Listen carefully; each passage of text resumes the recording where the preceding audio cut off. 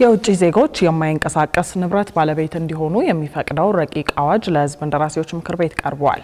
እስከ 5 ድረስ የማይንቀሳቀስ ንብረት ለውጭ ሀገር ዜጎች የሚፈቅደው ረቂቅ አዋጁ በዛሬው 30ኛ የምክር ቤቱ መደበኛ ስብሰባ ድጋፍም ተቃውሞም አስተናግዷል። ኤርሚያስ በጋሽ የሕዝብ እንደራሴዎች ምክር ቤት ዛሬ ባካሄደው 30ኛ መደበኛ ስብሰባው በቅድሚያ የተመለከተው የከተማ መሬት ይዞታና መሬት ነክ ንብረት ምዝገባ ረቂቅ አዋጅን ነበር። አዋጁ የከተማ መሬት ምዝገባ መረጃን በአገር አቀፍ ደረጃ ወጥነት ባለው መልኩ ለማደራጀት የሚረዳ ነው ተብሏል። ከዚያ ባሻገር የዜጎችን በመሬት የመጠቀም ህገ መንግስታዊ መብት በማስከበር አገልግሎት አሰጣጥን ያሻሽላል ነው የተባለው። በከተሞች የሚገኙ ቁራሽ መሬቶችን መዝግቦ ለተለያዩ ዓላማዎች እንዲውሉ ያደርጋል የተባለው አዋጁ በመጨረሻም በሁለት ተቃውሞ በአብላጫ ድምጽ ጸድቋል። ሌላኛው ምክር ቤቱ በዛሬ ስብሰባው የተመለከተው ደግሞ የውጭ ዜጎች የማይንቀሳቀስ ንብረት ባለቤት ወይም ባለይዞታ የሚሆኑበትን አግባብ ለመደንገግ የተዘጋጀውን ረቂቅ አዋጅ ነው። ለአዋጁ መዘጋጀት የቀረበው አንዱ ምክንያት የሪል ስቴት ዘርፍ ጤነኛ እድገት እንዲኖረው ለማድረግ እንዲሁም እያደገ የመጣውን የመኖሪያ ቤት ፍላጎት ሚዛን ለማስተካከል ነው የሚል ነው።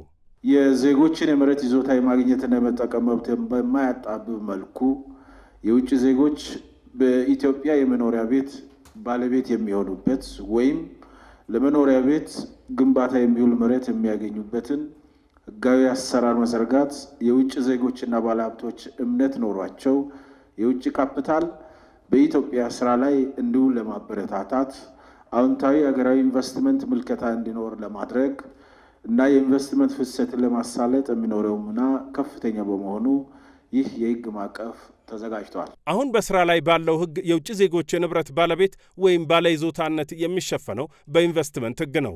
ይህ ማለት ኢንቨስት ያላደረገ የውጭ ዜጋ ባለ ንብረት ወይም ባለይዞታ መሆን አይችልም። ከዚህ ውጪ ክልከላ ተደርጎበት ቆይቷል።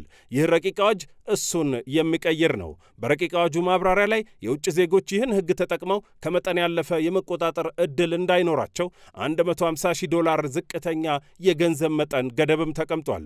የህዝብ እንደራሴዎች በዚህ ረቂቅ አዋጅ ላይ ስጋትም ድጋፍም አንጸባርቀዋል። ከስጋቶቹ መካከል የውጭ ሀገር ዜጎች ከወታደራዊና የጸጥታ ተቋማት አካባቢ ባለይዞታ የሚሆኑበት ሁኔታ ከተፈጠረ በአገር ደህንነት ላይ ስጋት ሊሆን ይችላል የሚለውን ጨምሮ ተከታዮቹ ይገኙበታል።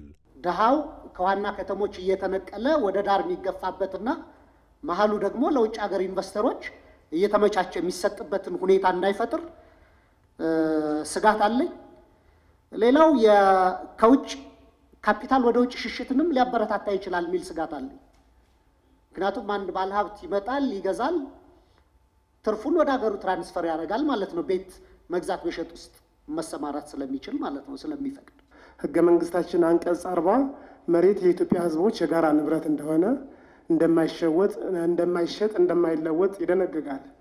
አሁን ደግሞ እያልን ያለነው መሬት የውጭ ባለ ሀብቶችም የውጭ ዜጎችም ነው እያለነው አንደኛ።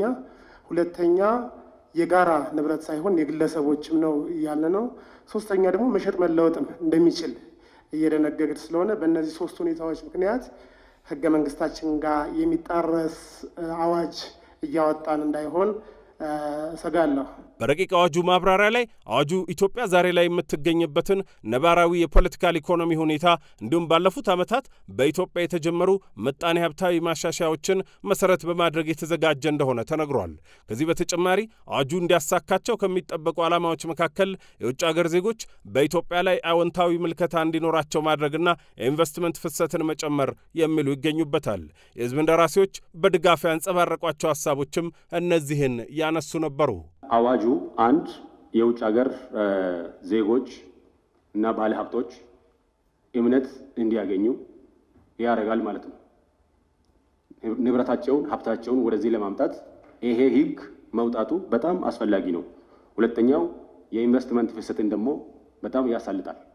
በሶስተኛ አሁን እንደ ችግር የምናወራው የመኖሪያ ቤት ችግርም ሚዛኑ እንዲጠብቅ ያደርጋል ማለት ነው። ረቂቅ አዋጁ የንብረት ባለቤት የሚሆኑ የውጭ ዜጎች በአንድ ጊዜ ከ5 በላይ ንብረት ባለቤት መሆን የማይችሉበት ገደብም ያስቀምጣል።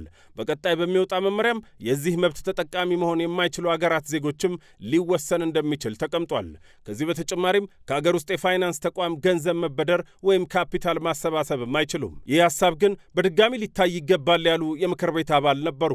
ይህ የውጭ ዜጋ ኢንቨስት ካረገ በኋላ ኢትዮጵያ ላይ በሚኖርበት ጊዜ 2 ዓመትም 3 ዓመትም ከዛ በኋላ ቀጣይ ማስፋፊያ ፕሮጀክት ከፈለገ ወይንም ምናልባት ከኢትዮጵያውያን ጋር በጋራ በህብረት የሚሰራ ከሆነ ይገድበዋል ማለት ነው፣ ያጠበዋል ማለት ነው እና የኢንቨስተሮችን ፍላጎትና የነሱንም ልብ ትርታ ወይንም እንቅስቃሴያቸውን ሊገድብ እንዳይሆን ሙሉ በሙሉ ከሚዘጋ ልዩ በሆነ ሁኔታ ብድር የሚያገኙበት ምናልባት የሚፈቀድበት ሁኔታ ካለ አይ ዶንት ኖ የሌሎች ሀገራት በደንብ ታይቶ በተለይ ከኢትዮጵያውያን ጋር በሽርክና የሚሰሩ ከሆነ ይሄን ብድር እንዳያገኙ ስለሚዘጋባቸው በአዋጅ እዚህ ጋር ካሰር ነው ሊያስቸግር ስለሚችል እኔ አላቆም ቋሚ ኮሚቴው በዝርዝር ቢያየው የሚል ሐሳብ አለኝ። የውጭ ዜጎች የማይንቀሳቀስ ንብረት ባለቤት ወይም ባለይዞታ የሚሆኑበትን አግባብ ለመደንገግ የተዘጋጀው ረቂቅ አዋጅ በአንድ ድምፅ ተአቅቦና በሁለት ተቃውሞ ለዝርዝር እይታ ለሚመለከተው ቋሚ ኮሚቴ በአብላጫ ድምፅ ተመርቷል።